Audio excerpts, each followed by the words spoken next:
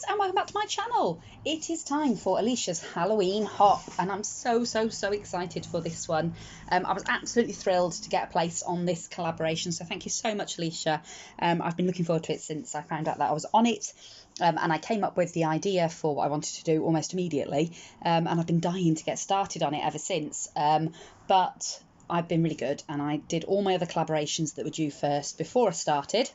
But I have now finished, and I really enjoyed this one. So don't forget, this is a hop. As you can see here, all these amazing crafters are involved in this, and they will all have created fantastic projects that will fill us all with inspiration. So do go on over and check out their channels. Everything will be linked in the description box below this video. So this is what I created. I'll just pull the camera back for a second so that we can get a shot of all of it. It's really hard, obviously, because it's quite long. It's hard to get it all in the camera. Now, I made the thing that I came up with was I wanted to do a Harry Potter style wand for the actual shaft of the wand, and then obviously the rosette for the top.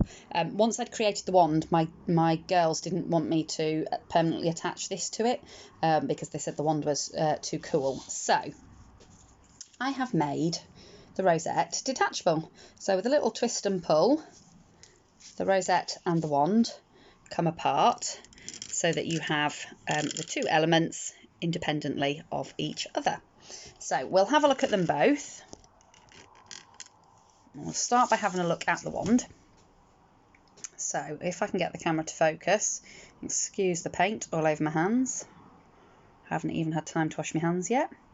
So as you can see, this wand has got loads and loads of texture in the background, and it's got these really spooky, gruesome looking spiders.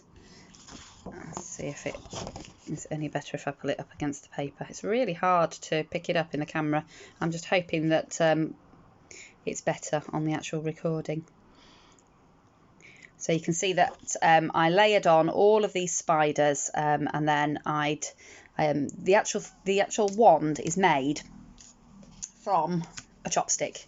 So I took a chopstick, just an old wooden chopstick, and I covered it in layers and layers and layers of hot glue that I sort of rolled and just manipulated until I'd got it into the shape that I wanted, so that I kept it quite thin at this bottom end, but then I built it up and built it up and built it up as we went up to the top end. And then with the final layer of hot glue, before everything's set, I layered on all of these creepy spiders. I then painted everything with a couple of coats of gesso, and then I've painted everything with brown umber or burnt umber brown paint. And then I've dry brushed with lots of different colours of brown over the top to give it a sort of wooded texture. So it looks like an old root or a gnarled old tree branch or something. And then all of the spiders I went over and I painted each spider out in black. And then I dry brushed over that with like a dark Payne's grey. And then the bodies of the spiders I've painted in an iridescent green, and then I put like a darker green triangle from the top down towards the base, just to give it that little bit of extra interest. And then I've put some little red dots on the back of those.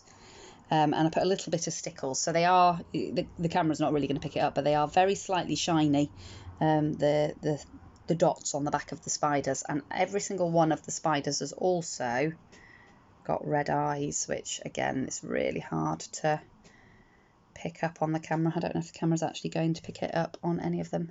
Yeah, you can just about see on that one there. You can see he's got spooky red eyes.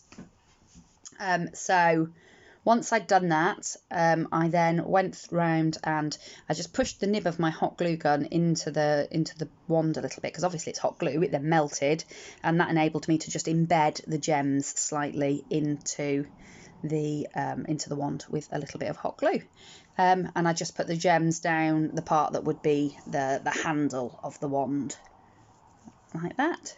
So that was my wand element.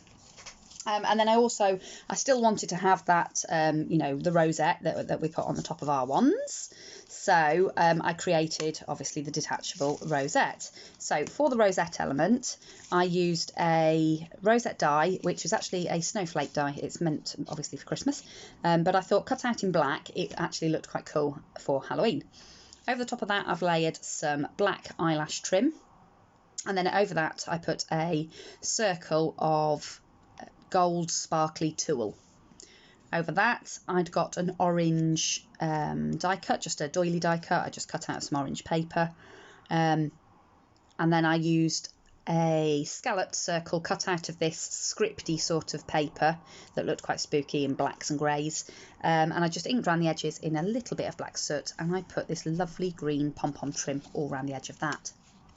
Then I used some of the ephemera that I printed off. I found a website, I think it's called Free Picks, and they've got some content you have to pay for, but they've got quite a lot of free content on there as well. And I found some really lovely Halloween images that I was able to download, print out, and obviously I've fussy cut them all. And I've used that and layered them up in various different layers. So we've got the little ghost and the bat in the background there, and then we've got the cauldron with the potions sort of layered up in stages in front of that, and then I've layered the boo over the top of this bow. The orange bow came from some packaging, and then I just added some of this black and white striped ribbon over the top of that and made some longer tails as well. Off to the left hand side here, we've got this really lovely floral display, which I've inlaid the creepy little spiders again into, and I've layered behind they're pine boughs from a Christmas set, and I just cut those in black and in this sort of creamy coloured paper, which I inked a little bit with the carved pumpkin distress ink. I then made some paper flowers out of various colours of orange and cream cardstock, and again I've just used a little bit of orange distress ink and some rusty hinge just to bring the edges of those out, and popped various things in the centre that I thought went with the project. And then if you turn it over on the back of the black paper that I used to cut the snowflake was actually the script paper, and I thought that went really nicely on the back of the die cut. And then I'd got some more of the ephemera, and I just layered that on there. So I put the little spooky house with the moon and the cloud behind it and the boo.